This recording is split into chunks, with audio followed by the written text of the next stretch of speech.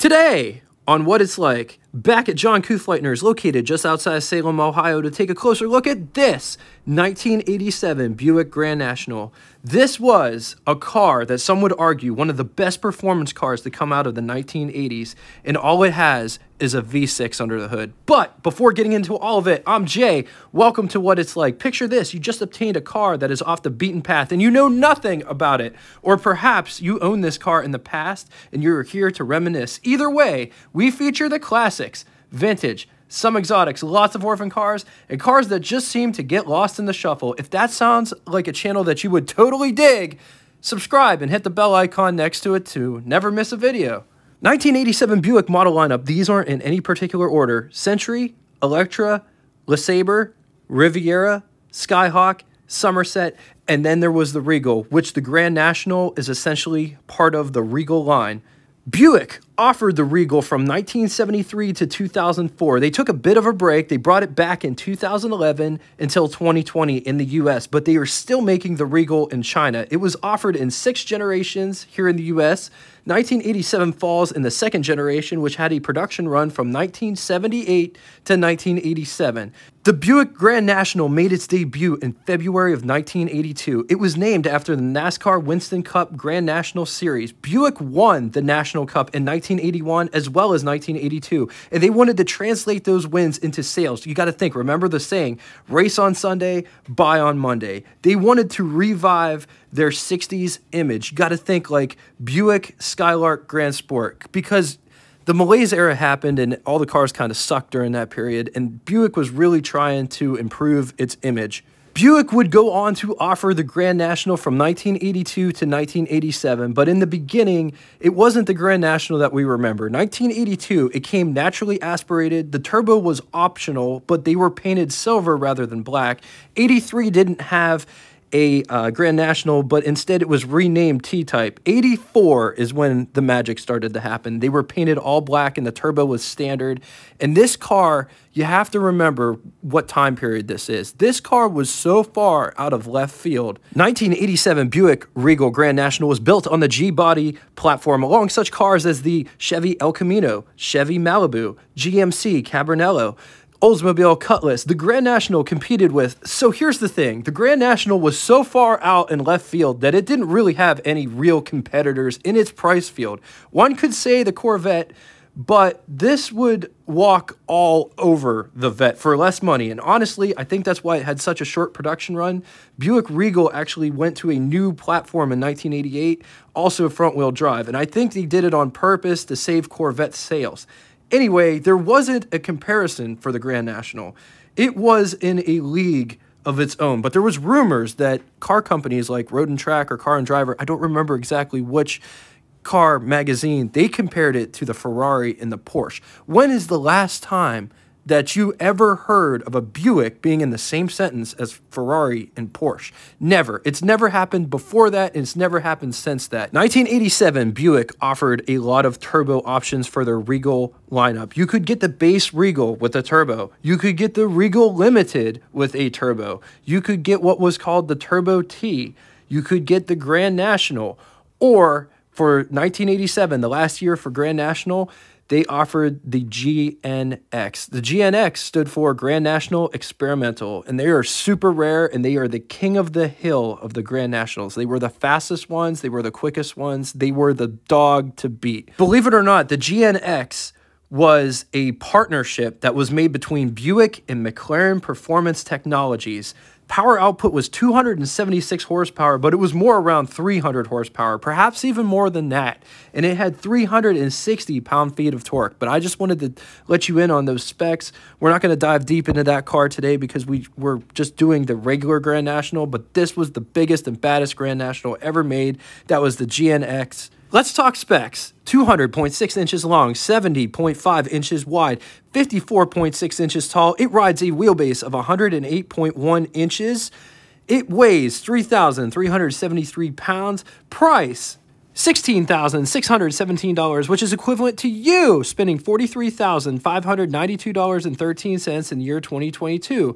Moving on to production numbers. These are just production numbers for 1987. Total Buick turbo cars that were built was 27,590.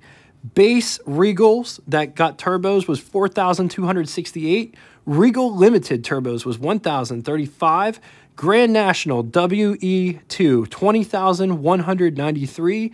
Turbo T, 1,547. GNX, 547 units. So the total Grand Nationals built from 1982 to 1987 was 30,022. Moving on to engine, there's only one engine on offer, 231 cubic inch displacement, turbocharged V6, 3.8 liters. It featured sequential fuel injection. It made 245 horsepower, 355 foot-pounds of torque, mated with a 4-speed automatic. 0 to 60 could be had in 6.2 seconds. Did the quarter mile in 14.8 seconds. Theoretical top speed was 138 miles per hour. Average fuel consumption could be anywhere from 17 to 25 miles to the gallon. Let's talk about this door panel. There's lots going on with this door panel. Notice the door lock mechanisms right up at the top, and this is in the unlocked position. If you wanted it to lock, that's the locked position. This feels like the same material the seats are made out of. Look at this nice big door handle to pull the door shut.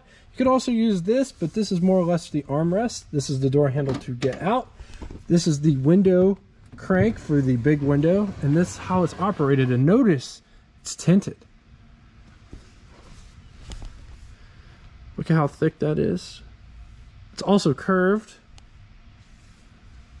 This is a toggle style mirror.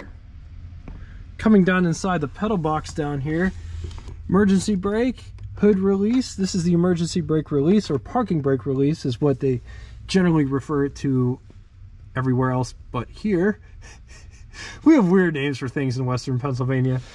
Brake, gas. Look, there's a crotch ventilator in this as well.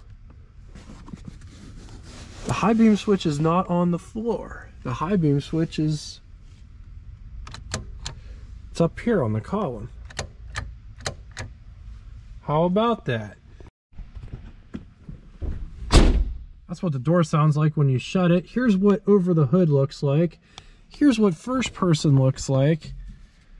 Here's what under the steering wheel situation is. Lots of room. And even if there wasn't, this thing's got tilt wheel, so you can move the steering wheel to the desired position. On to the button switches and knobs, starting on the left-hand side and moving right. Headlights. Notice there is a separate off switch. Just to the right of that are the interior lights. There are 2 black panels on both sides of the speedometer, and that is for the information center. Speedometer at the top, which is in miles per hour and kilometers. Odometer with 3,105 miles. And this car is for sale, and it's an absolute time capsule. It's like a brand new 1987 Grand National. Tripometer is right next to it. Fuel is down on the left. Tach and boost gauge are on the right. Rear defroster, right mirror, climate controls, AM, FM, cassette, drive modes read, park, reverse, neutral, overdrive, drive, second, first, ashtray, and center console. Here's what the horn sounds like. Just above that, sun visors. Over here, daytime, nighttime rear view mirror. Over here, sun visor with vanity mirror. Notice this car has T-tops. This is what I look like. There's lots of room, lots of headroom. My head isn't in the ceiling, and it doesn't feel claustrophobic in here whatsoever. There's a center console. Here's my hand for reference of how big it is. Here's the camera. The camera will fit in there on its side, but it won't shut. On to the glove box test. Here's our test subject. We've upgraded. I got a bigger lens now for all of the high speed footage. So if you see a difference that it's not as shaky, that's why. Here's my hand for reference. This thing is absolutely a beast. The lens is just, it's just huge, and it really does a good job. The other one does good too, but it doesn't have image stabilization, so it's kind of shaky. So tell me in the comment section below if you see the difference. Here's our glove box in question.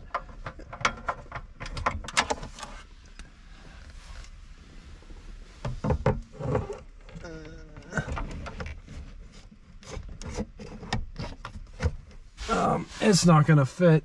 It's not gonna shut. Fits in there good, but it won't shut. For those that ever wondered, how do you take the T-tops off? Well, we're gonna do that right quick. So right here, notice it also says what side it goes on. So this is for the driver's side, so you don't ever get confused. And it's also got a lock and unlock feature. So it's unlocked because I had this off the other day. You just take this and pull it out like that. Then you come up here to the top.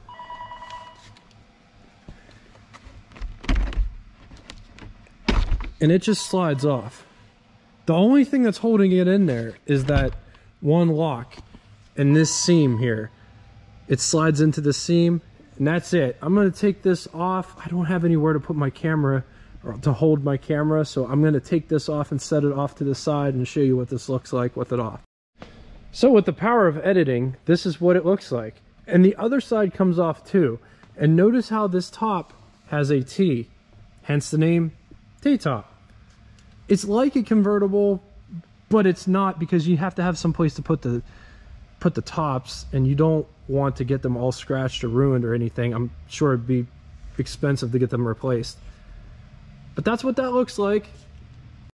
So putting a T-top back on is the same exact process, just in reverse. So you take the T-top and you slide it up underneath the seam that's in the middle there, and then it just kind of falls down into place whenever it's there, and then you just lock her in. So you come inside here. That's it. Pretty simple. Getting in the rear seat, there is a little lever right here. You just push that forward, and then you gotta finagle the seat belt. You gotta just kind of, the seat belt's supposed to go through this little thing so it stays out of your way, but it's not through that. So we're just gonna climb back here anyway.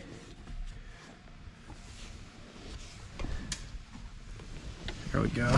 Sitting in the back seat of the Buick Grand National. I'm not sure when this is going to go up, but I was just in a 79 Trans Am. There is night and day difference back here. There's so much more space in the back of this car, even though this car is smaller than a 79 Trans Am.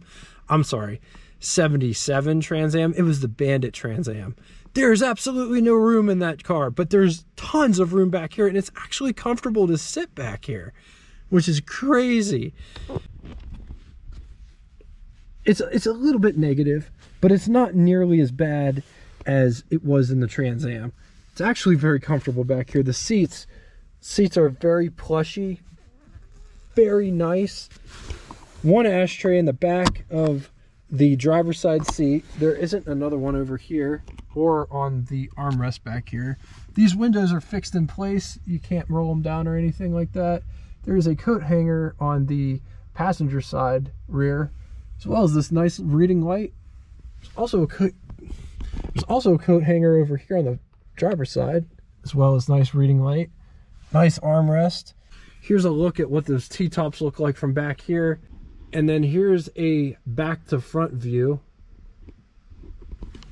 Here's what it looks like out the rear window. And notice this right here. This is a rear brake light. It became a mandatory government regulation to have a rear brake light in the center sometime in the 80s. This car does not have a center armrest. This car comes with everything. There's all this paperwork. That's the original sticker. All of the original owner's manuals and guides. This car has documentation proving the miles. Very low miles. It only has 3,100 miles on it, which is incredible for a Buick Grand National, especially the last year that they were made. Coming back and getting into the trunk back here, it's pretty straightforward. Just put the key in the hole. Just check out that trunk. It's absolutely massive.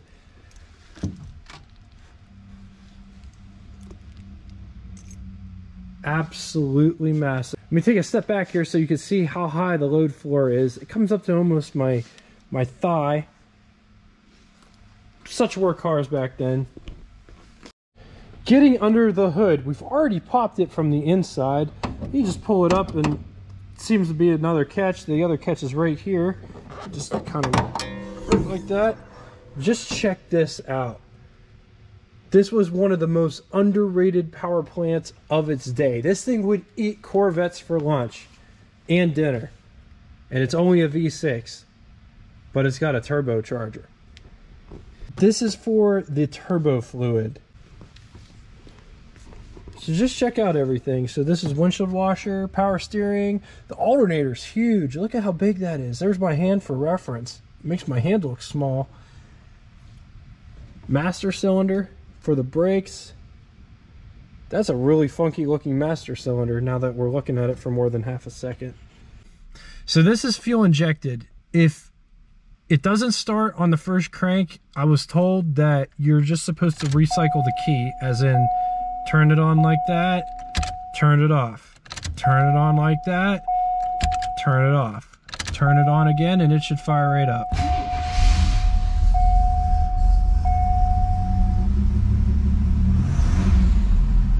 Look at the RPM gauge. I absolutely love that. There's also a boost gauge right below it. 0 to 15 pounds of PSI boost gauge for the turbo boost. This thing's so sick. On to the pros and cons. I'm getting all of these pros and cons from the complete book of collectible cars, Blue Chip Auto Investments, 70 years from 1930 to 2000 by Richard M. Langworth and the auto editors of Consumer Guide. On the positive side, spectacular acceleration, rarity, Buick's last muscle cars, still favorable in the parts/service situation department. Against it, Darth Vader outside, Roseanne Barr inside. Hold on a second. The writer of this book just compared the interior of this car to the inside of Roseanne Barr. Talk about too much information. Anyway, chassis overwhelmed by engine torque, stiff ride, spotty workmanship, bound to have been trashed by the original owners or the first owners. All right, now it's time for Name That Tune. First person to give me the correct name of the band as well as song title, both correctly, will have their comment pinned to the top of the comment section.